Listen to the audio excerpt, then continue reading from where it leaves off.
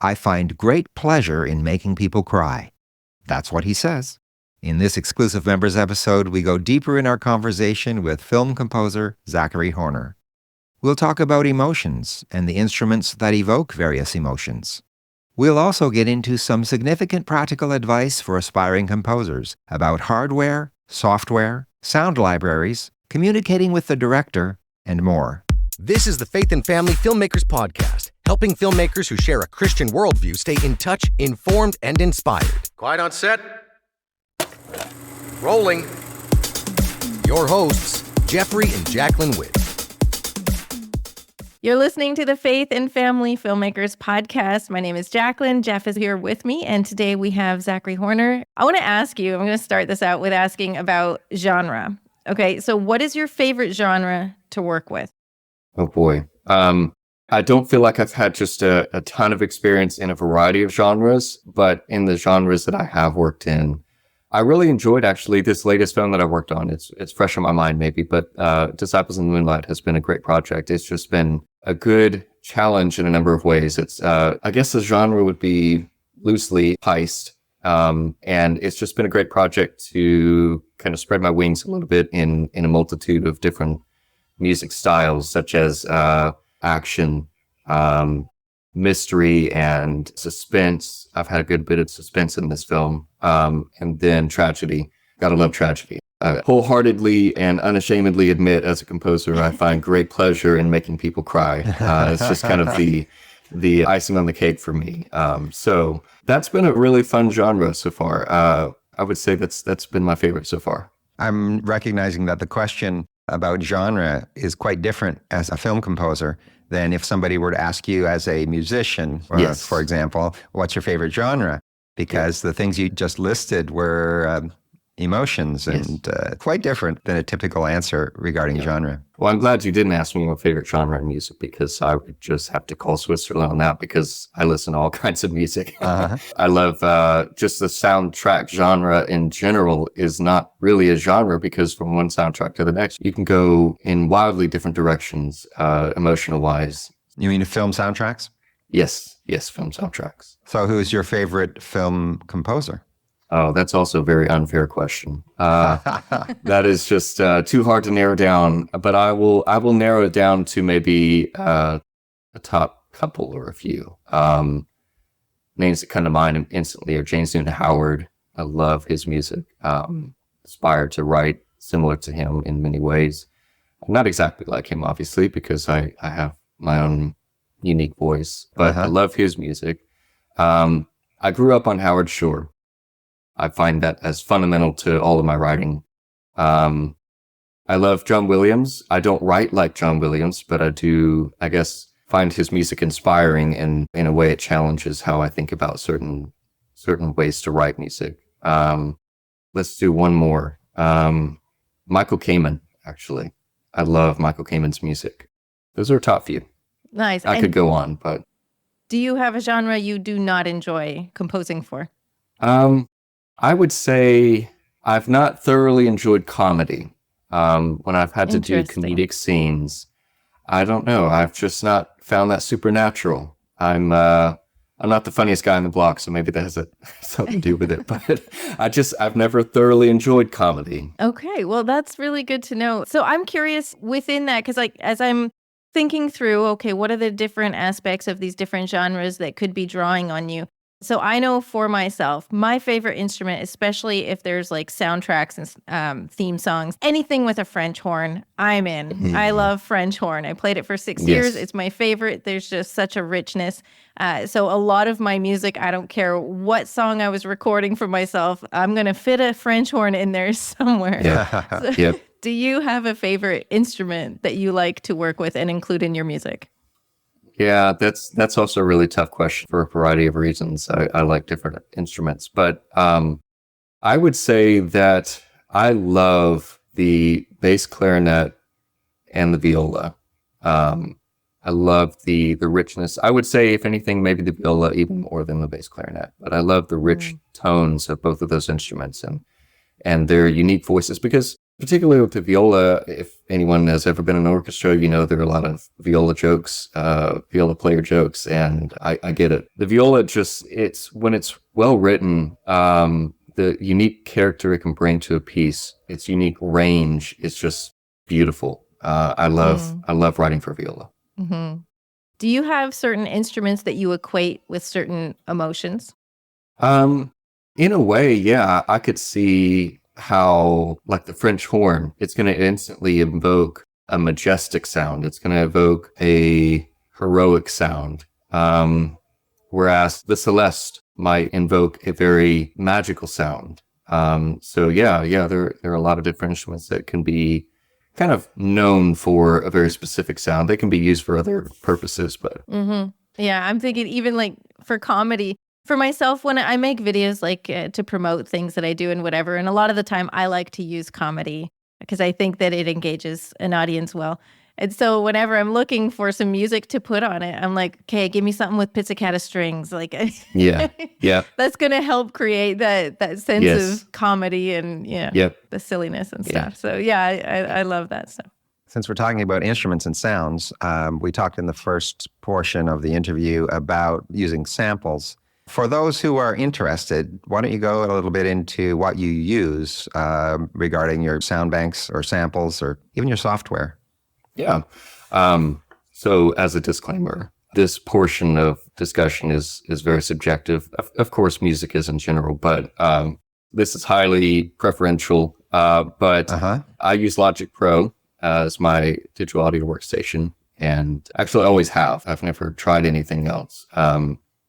Well, I'll take that back. Actually, when I was getting started, I was working with Reaper. That's a free software. And that was great too. But Logic has been my doll now for a long time. And I love it. I love the workflow within it. And it's just very intuitive for me. And then as far as samples, I mean, we could be here for a long time talking about all the different libraries that I've got. But if I had to kind of highlight a few specific ones, I love working with Cinematic Studio Series.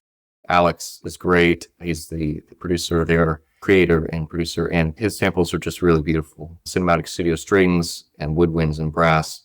They even have a decent piano. I wouldn't say it's my favorite piano, but it is a decent piano. I actually layer it with other pianos so that it kind of creates its own sound.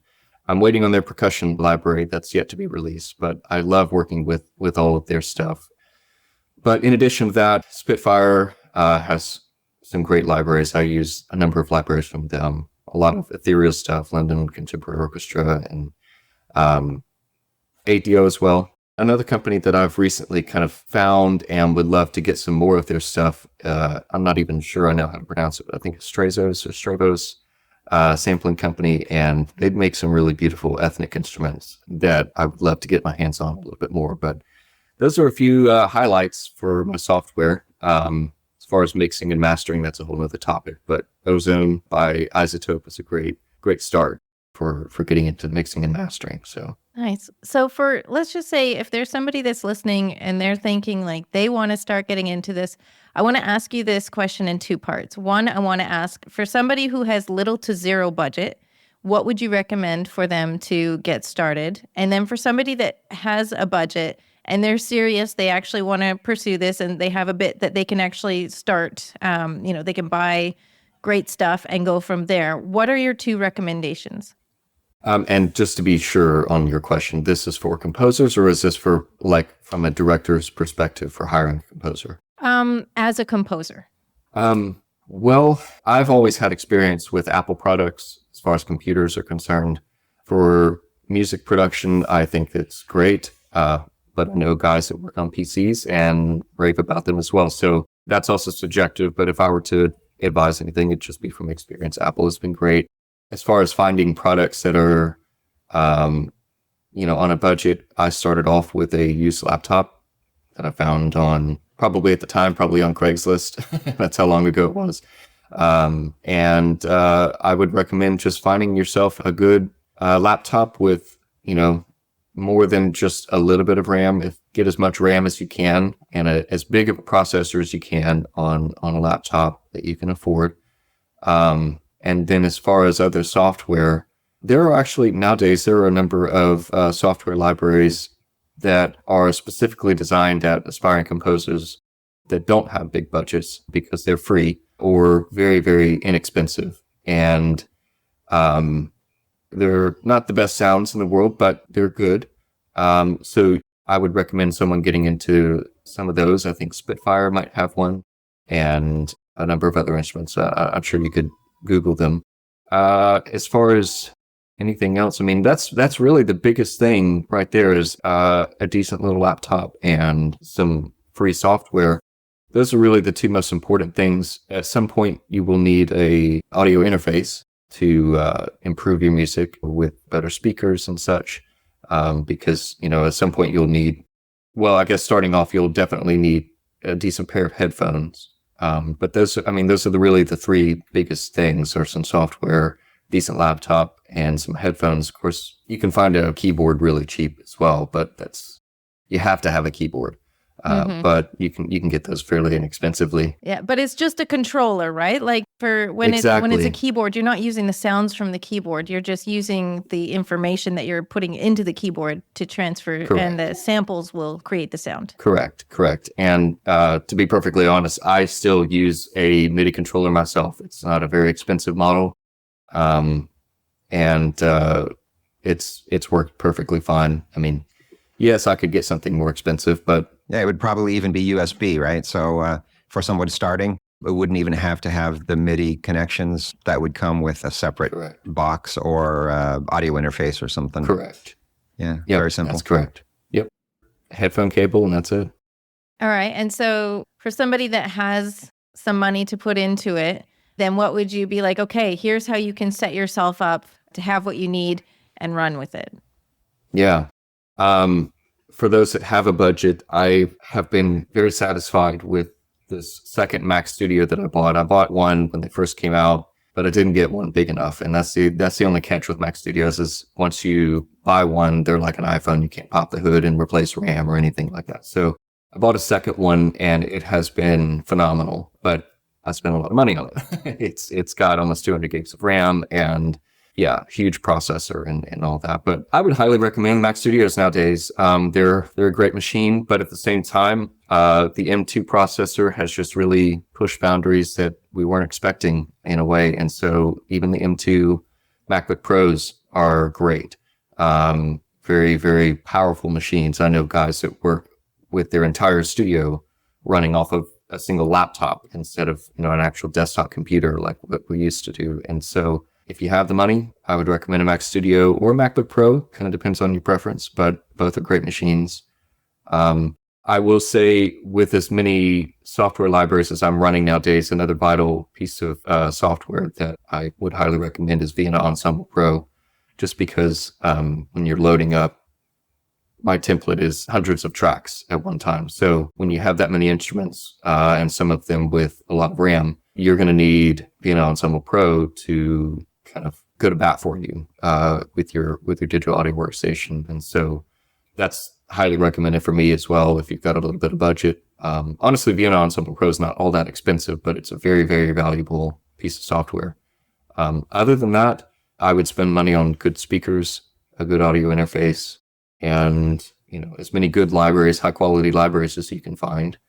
But I mean, beyond that, we could spend a whole day talking about hardware and other software and a ton of different things. No, I wanted to get a good sum up of give people something to think about. They can maybe take some notes and then they can start doing research from there and, see if all of those things, it's like, is that going to work for what they specifically want to do? But I think it's a great starting point, at least so that they can see okay, this works for Zach. So I'm going to start here and look into it for myself. Yeah. And the moment you type in YouTube, music studio setup, what do I need? You're going to find a bazillion different results and it can be overwhelming. So I try to, when I am asked that, I try to boil it down to the meat and potatoes. Yeah, I'd like to ask a question that leads somewhere else. With regards to film scoring specifically, it's different than just writing music because you are part of a collaboration of something bigger. Let's talk about that for a few minutes. The process of working with producer or director, the other parts of the team that you work with, that you take your instructions from, or your notes when you need to make corrections or adjustments? Yeah. Share some of that. Well, working with a director is a skill set in and of itself, because it doesn't matter how good of music you write. If you can't communicate with another director effectively, then it serves no point to write good music. So communication is an extremely valuable asset and skill set to develop. And that's unique because that's a process that you develop from project to project and from director to director. Simply because I can work with one director and we've learned one another's communication style. And when he says this, I understand what he means. When he uses these words or this word to describe an emotion, I can translate that instantly to a lot of different things, and we can work very well together. And then I go to the next project and it's a different director. And even if we've worked together, the communication style is going to be different. And it's not necessarily daunting, but it's not easy either to learn that skill set of communication. And to add insult to injury, with music and film being so subjective, you can run into issues even with people that you are very seasoned with. You've worked together with them a lot. You come up on a new project, and because things are so subjective, sometimes you can be caught off guard by what seems to be a breakdown in communication or understanding. And that's why the foundation of this skill set has to be built on patience and humility, just because it can be very frustrating at times and easy to fall into, why are they not understanding what I'm trying to say here? I'm being very clear in my own mind of, this is what I think the music needs to do here. And there's a difference of opinion, or there's a breakdown in communication. So just being humble and patient in communicating with a director and producer is just vital, because otherwise I don't want to work with you. So those are two bits of information I can really quickly think of. Yeah. It's making me think actually of the word vision, right? Like you have to come together to have one vision. And so sometimes that, takes some time and patience and work and, communication to figure that out. But it's so necessary, because two visions is like division. So that's not what we want, especially when we're trying to create one project, one movie. Mm-hmm. Like a person's going to watch the movie. We don't want them to have emotions on one side for the acting and the directing and everything, and then like they've got these emotions from the music telling them to feel something else, and it's like, what am I supposed to be feeling right now? Right, I'm exactly. confused. Yeah. So earlier when we were talking, you were sharing how it's important to start out small and, to collaborate with other aspiring people in the film industry, and like that's fantastic. But what do you do next? Let's say you've got those projects under your belt, like you want to start getting those bigger projects. How do you put yourself out there to market yourself as a film composer? Well, I wish there was someone else in my seat telling me how to do this part, because this is something that I struggle with myself. A good friend of mine, Justin Barber, is very good at marketing and he's very natural at it. And we're always talking about how I need to be doing more. But I would say, kind of in a similar way to even aspiring composers, is just getting out there and meeting new people, whether that's at festivals or conferences or, film groups in your local area, or, whatever that may be. Meeting new people is just always great. There comes a time where word of mouth from projects you've worked on previously comes into play. And I will say that has begun to happen for me. That isn't exclusively what I need to be doing, but returning clients or word of mouth is definitely a huge benefit at some points in your career, later in your career, for getting new work. But other than that, having a great website, being accessible online for people to find you easily is another great way.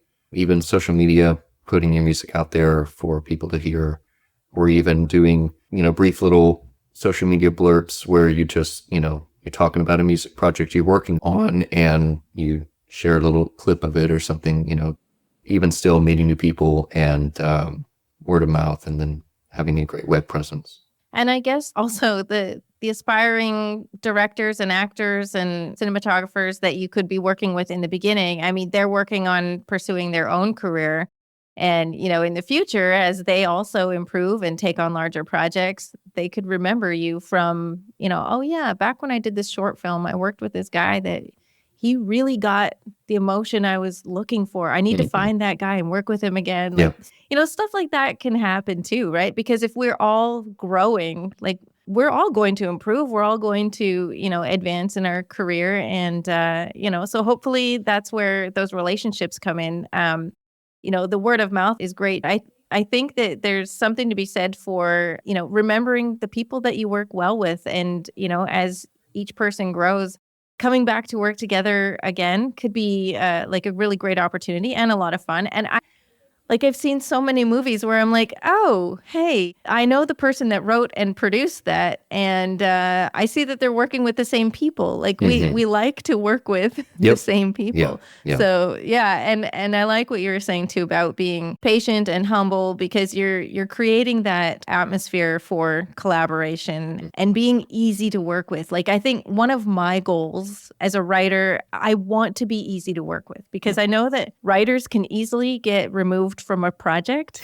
So, my goal is to be easy to work with. I want people to know that they can trust me, that I'm going to, be honest with them, that I'm not just going to be like a pushover. However, at the same time, I want them to know that I'm going to be like, I'm all in with collaborating. I want to get something great. And like, I don't need to push my own agenda. It doesn't matter if I'm the one that came up with the idea and wrote the story. If there's a producer that's producing it and he says, well, I want to go this way with it, and so I need this to be rewritten, like I need to be on board with that, right? And that's part of how that works.